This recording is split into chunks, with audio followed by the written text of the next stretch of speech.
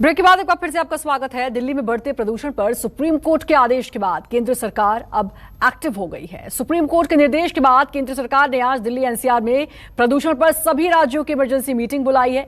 Air quality commission की emergency meeting की अध्यक्षता करेंगे। आपको बता दें कि दिल्ली की हवा बहुत ही खराब श्रेणी में है। अगले 3 दिनों में AQI में सुधार ना होने के आसार हैं। दिल्ली का एयर क्वालिटी इंडेक्स 400 के पार दर्ज किया गया है। और वहीं केंद्रीय राज्य मंत्री अश्विनी कुमार चौबे ने कहा कि कुछ लोग पराली की समस्या बताकर अपनी गलतियां छिपा रहे हैं। केंद्रीय मंत्री अश्विनी जी आज प्रदूषण पे एक अहम बैठक केंद्र सरकार की तरफ से की जा रही है। निश्चित रूप से कमीशन फॉर एयर क्वालिटी जो है, हमारा एयर क्वालिटी हवा को शुद्ध करने का जो हमने कमीशन बनाया है, उसकी लगातार बैठ के हमारे मंत्रालय के साथ भी हमने हुई है और वो स्वयं इसका जो सुप्रीम कोर्ट का उच्चतम न्यायालय का निर्णय है उसको लेकर के काफ़ी गंभीर रूप से हमारे विभाग और हमारे सभी एजेंसीज वो सक्रिय हैं। और हम चाहते हैं कि दिल्ली के अंदर या दिल्ली के आसपास में जो हमारा NCR एरिया है, वहाँ जो लोगों में ये हवा में जो प्रदूषण है, इसको कैसे हम नियंत्रित कर सकते हैं और आने वाले वर्षों आगे के समय में हम इसको और भी अच्छा करेंगे, हमारा विश्वास है। लेकिन सर, पराली को जिम्मेदार बताया दिल्ली सरकार ने। पराली आप लोगों को क्या लगता है जिम्मेदारी किसकी है? जब अपनी कमी कभी कभी होती है तो दूसरों की कमी को लोग उजागर करते हैं। केवल पराली ही इसकी जिम्मेवारी नहीं होती है और इस बात को सुप्रीम कोर्ट ने भी कहा और मैं भी इस बात को गंभीरता से कह सकता हूँ। केवल पोस्टर लेकर के चौक पर खड़ा हो जाइए, उससे प्रदूषण दूर नहीं होगा। आप लोग रास्ता निकालेंगे?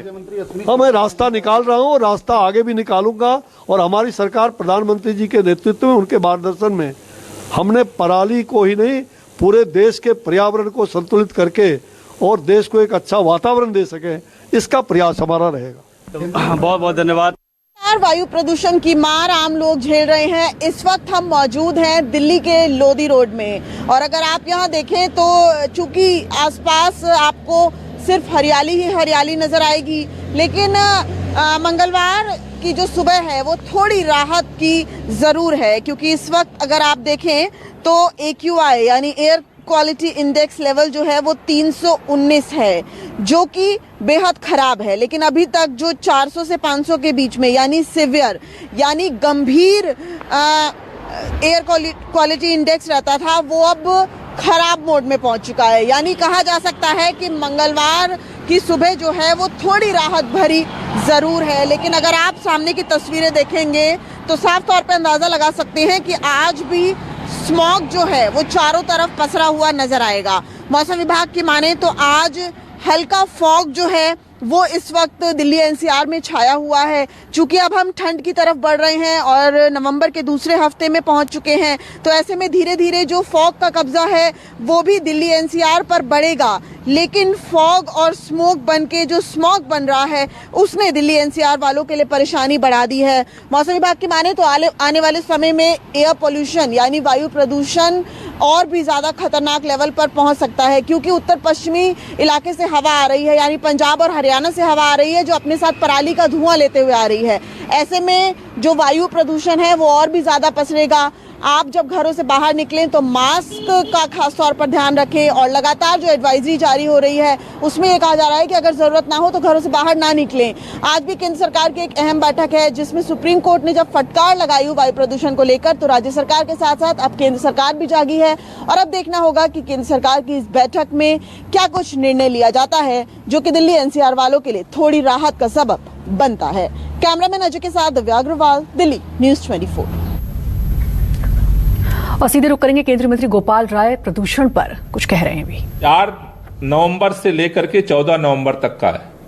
4 नवंबर को दिवाली थी और 4 नवंबर से 14 नवंबर तक का ये डेटा है। सफर का जो एनालिसिस कहती है कि 4 नवंबर को फायर कंट्रीब्यूशन 25% था, 5 नवंबर को 36% था, 6 नवंबर को 41% था, 7 नवंबर को 48% था, 8 नवंबर को 30% था, 9 नवंबर को 27% था, 10 नवंबर को 27% था, 11 नवंबर को 26% था, 12 नवंबर को 35% था, 13 नवंबर को 31% था, 14 नवंबर को 12% था। ये उन्होंने जो डेटा सार्वजनिक किया वो डेटा है। अगर इस डेटा का इन 10 दिनों के 4 से और 14 तक के डेटा का एवरेज भी निकाला जाए तो वो भी लगभग 31% होता है, सभी दिनों का एवरेज अगर हम निकालें तो ये डेटा भी केंद्र सरकार का है। 4% का डेटा जो उन्होंने सबमिट किया कोर्ट के अंदर वो भी केंद्र सरकार ने सबमिट किया। उन्होंने उसी एफिडेविट में जो 35 से 40% लिखा वो भी केंद्र सरकार ने किया। तो मेरा निवेदन है केंद्रीय पर्यावरण मंत्री से कि एक बार इसकी स्थिति को स्पष्ट करना चाहिए, जिससे कि प्रदूषण को लेकर के सही रणनीति बन सके और आगे हम सब मिल करके इसको लेकर के इसके समाधान की तरफ तात्कालिक और अस्थायी भी समाधान निकाल सकें। तो ये स्पष्टता बहुत जरूरी है, क्योंकि कल से ये कंफ्यूजन बना हुआ है सभी लोगों के बीच में कि क्या फैक्ट है। दूसरी चीज, दिल्ली के अंदर हम लोगों ने व्हीकल पोल्यूशन को कंट्रोल करने के लिए 18 अक्टूबर से 18 नवंबर तक रेड लाइट ऑन गाड़ी ऑफ कैंपेन हमने चलाने का निर्णय लिया था। नमस्कार, मैं हूं मानक गुप्ता। अगर आपको हमारा ये वीडियो पसंद आया हो तो इसे लाइक और शेयर जरूर करें और हां, हमें सब्सक्राइब और फॉलो करना ना भूलें ताकि आप देश और दुनिया की कोई खबर मिस ना करें। तो जुड़े रहिए हमारे साथ और देखते रहिए News 24।